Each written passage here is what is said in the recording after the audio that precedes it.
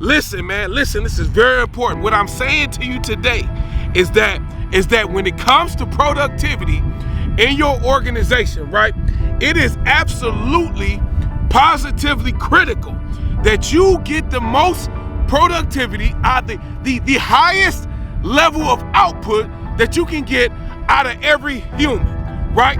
And the problem that we're having right now in our organizations in the United States of America, right, is that people are not engaged with what direction the organization is going in, right? Like they have no engagement, or they're not concerned with how the organization is going about affecting others or benefiting others in the world, right?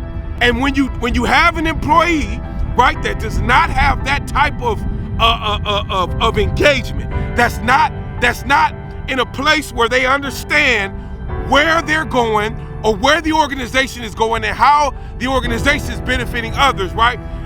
They're coming to the workplace, right, lackluster. They're coming to the workplace just concerned about themselves, just concerned about what they can do, right, within the unit that they're in, right? How they can get their check or do as little work as they possibly can, right, to get their check at the end of the week, right? And hopefully they don't hurt themselves or do anything crazy to hurt themselves in the meantime, right?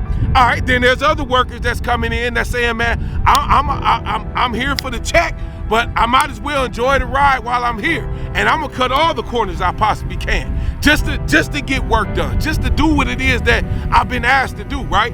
And those are the types of things that when you look at productivity, when you look at organizational culture, right? These are the things that hurt organizations the most, man. And I remember doing research on, right, the 1960s, right, civil rights movement, right, the movement that in American history, where you see leaders, right, like arise up, they didn't just go out and start trying to do things on their own. But one thing that they did was, I noticed that they engaged the communities, right, in which that they were trying to make change in. Like the country had a culture problem, right? Not only that, it had a morale problem, right? Morality, right?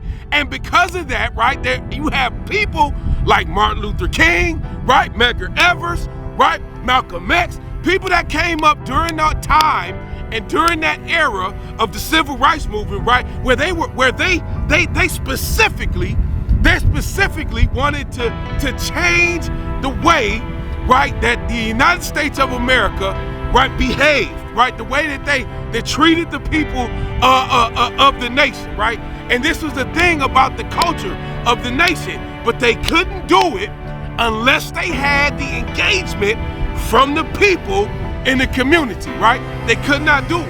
And a lot of you organizations right now, you're trying to make changes in your culture because you're having incidents after accidents, right? You have low productivity. The quality of what you're doing is not where you would like for it to be, right? There's your brand is suffering in the marketplace right now, right? And all these things are happening to you as an organization, and as a result of that, right, you're trying to find ways to strategize to get your employees more engaged, right? But what I'm here to tell you today is it starts with the purpose, right? Like you gotta, like first and foremost, as an organization, you have to be clear on what your purpose is, right? On what your purpose is. And are you putting out peak energy, right, that benefits others in your purpose? Second thing is, when you bring people in the door, right, and give them an offer for employment, right, you need to understand that it is your responsibility and it behooves you and it's in your best interest to find out what your employee's purpose is in life. Like do something to spark that within them. And what sparks that with them?